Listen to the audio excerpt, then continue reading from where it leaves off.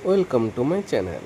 आज देखिए चिकन बिरियानी केमी हो पुणी घर चाउल फास्ट चिकन नहीं आसवा भलसे धोई देकरी मैरिनेशन प्रिपेरेसन करवा। मैरिनेशन फास्ट तादे दही देदेबा 200 ग्राम कारण आम 1.5 किलो चिकन नहींचे। आंगे दुई चामच हलदी, गोटे चामच लुण आ गोटे चामच लंका गुंड आगे चिकन मसला टिके आ गरम मसला टिके तापर ताको भल भाव गोल नवा ताकि से मैरिनेशन रखीदे। देखो कि बढ़िया कलर पड़े आसो घोड़े मैरिनेशन रखीदे घंटे। आम बिरियानी बरिस्ता करवा से पियाज सरू सरू कर काटने छड़ेदे। आउपटे मसला पियाज रसुण अदा लंका जीरा गोलमरीच डालचीनी जहाँ देगी मसला रेडी करदे। सागर अंडा जब पकड़े बहुत बढ़िया अंडा से सीझा होगला। एवं बारिस्ता करने पियाज तेल में भाजीदे भलसे भाजीदेला आप देखिए पियाज बारिस्ता अधा अधि हो गला आम काढ़ीदे। बारिस्ता केते सुंदर देखा देखो। पियाज कड़ाई तेल पकईकि पियाज पकईकि गरम होगापर गरम मसला गोटा गरम मसला जहाँ थी आपणकर सेटा आप पकईकि भलसे भाजे।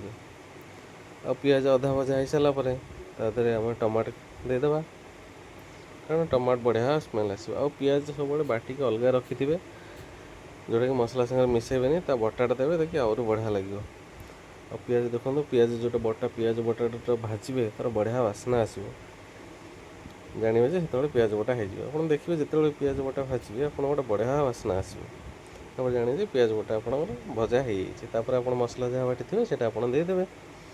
मसला देदेला धीरे धीरे धीरे धीरे ये करेंगे। एपटे आम जो अंडा होता अंडा को आम छड़े रखीदेलु से लास्ट रे पड़ो।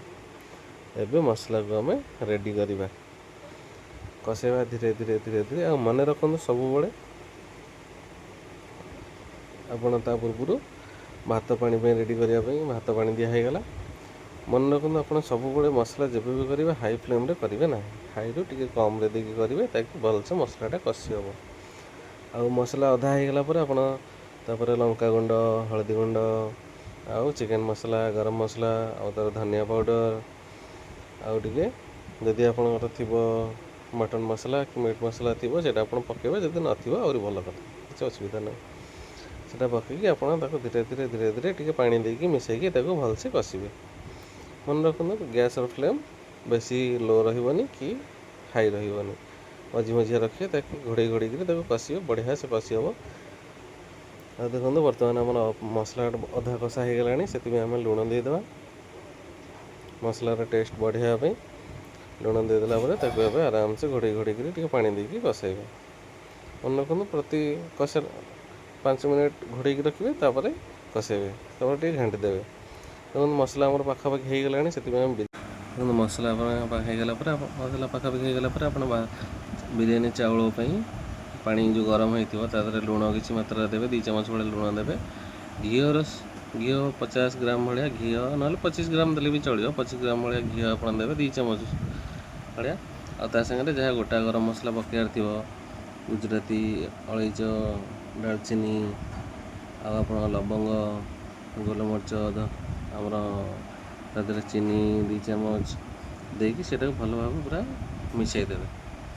मिसई देला देखिए से जो ये दबार रिजन ये हूँ कि आप जो बिरियानी भातटा करेंगे तादर सब प्रकार स्मेल और सब प्रकार फ्लेवर रही ताकि टेस्ट को आहरी बढ़ेब।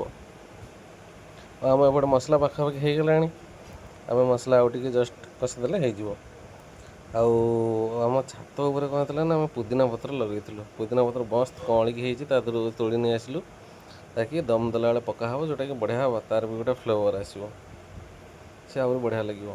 देखो मसला आम पाखापाखि होगला आम मसलाटा एवं आम आधे चिकेन दबा जोटा आम मैरिनेशन कर रखी थे। आम साधा हम से साधा पे मसला अलग बाहर करदेलु कारण साधा हो सारापर आम चिकेनटा पड़ो तो से चिकेन देखल चिकेन बर्तमान हो गला पूरा रेडी। बर्तमान आम चिकेनटा को देदेबा मसला आउ जहाँ मैरिनेशन कर रखी सब देदेवे किसी फोपाड़े मैंने जोटा लोक करते ना तर पानी गुड़ा फोपाड़ दिखती मसला गुड़ा फोपाड़ दिखती ना जमा फोपाड़ी कारण तार भी टेस्ट अच्छी ମ୍ୟାରିନେସନ୍ ହେଇକି ଅଛି। ଏପଟେ ଦେଖନ୍ତୁ ଯେଉଁଟା ଭାତ ପାଣି ବସାଇଥିଲେ ସେଇଟା ଫୁଟିଲାଣି, ତା ଦେହରେ ଧୀରେ ଧୀରେ ଚାଉଳ ପକାଇବା। ତା ପୂର୍ବରୁ ଆମେ ଚିକେନ୍ଟାକୁ ଆଉ ଥରେ ଟିକେ ଘାଣ୍ଟି ଦେବା। ଦେଖନ୍ତୁ ବର୍ତ୍ତମାନ ପାଣି ପୁରା ଫୁଟୁଛି। ଆମେ ଯେଉଁଟା ଚାଉଳ ରଖିଥିଲେ, ଚାଉଳ ଭିଜେଇକି ରଖିଥିଲେ ଅଧଘଣ୍ଟେ, ତ ଚାଉଳକୁ ଆରାମସେ ଆମେ ଦେଇଦେବା ତା ଦେହରେ।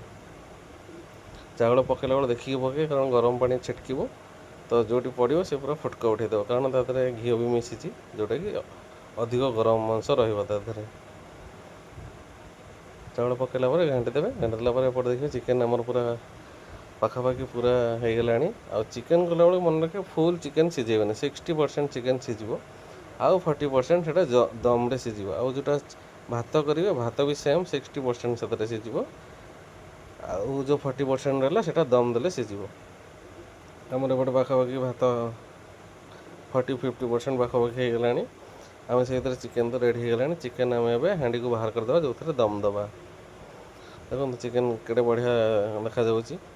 ଚିକେନ୍ ଗ୍ରେଭି ବି ଠିକ୍ଠାକ୍ ଅଛି। ଆମେ ଏବେ ହାଣ୍ଡିକୁ ରଖିଦେଲେ ଏଥିରେ ଦମ୍ ଦିଆହେବ।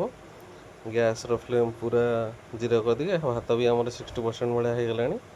ଗ୍ୟାସ୍ର ଫ୍ଲେମ୍ ପୁରା ସିମ୍ରେ ରଖିକି ଏକୁ ଭାତକୁ ଧୀରେ ଧୀରେ ଗାଳିକି ଦେଇଦେବେ। ଦେଇଦେଲା ପରେ ମଝିରେ କିଛି ଲେୟାର୍ ଦେଇଦେବେ, ତାପରେ ପୁଣି ଭାତ ଦେଇଦେବେ। ମଝି ଦେଲାବେଳେ ସବୁବେଳେ ମନେ ରଖିବେ ଟିକେ ଟିକେ ଗରମ ମସଲା ନାହିଁ ତ ଆମର ବିରିୟାନୀ ମସଲା ଦେଉଥିବେ, ଆଉ ପୁଦିନା ପତ୍ର ଦେଉଥିବେ, ଆଉ ବାରିସ୍ତା ଟିକେ ଦେଉଥିବେ। ଦେଲାବେଳେ ଆମେ ବିରିୟାନୀ ମସଲା ଦେଇଦେଲେ, ତା ଦେହରେ ପୁଦିନା ପତ୍ର ଦେଇଦେଲେ, ତା ଦେହରେ କିଛି ଗୋଲାପ ଜଳ, ଆଉ କିଛି ଆମର କେଉଡ଼ା ୱାଟର୍, ଆଉ ଆମର ଲେମନ୍ ଜୁସ୍ ଟିକେ ଦେଇଦେଲେ। ଆଉ ଘରେ ଆମର ଫୁଡ଼୍ କଲର୍ ଥିଲା, ଫୁଡ଼୍ କଲର୍ ଟିକେ ଦେଇଦେଲେ, ଯେଉଁଟାକି ବଢ଼ିଆ କଲର୍ ଦେଖାଯିବା ପାଇଁ।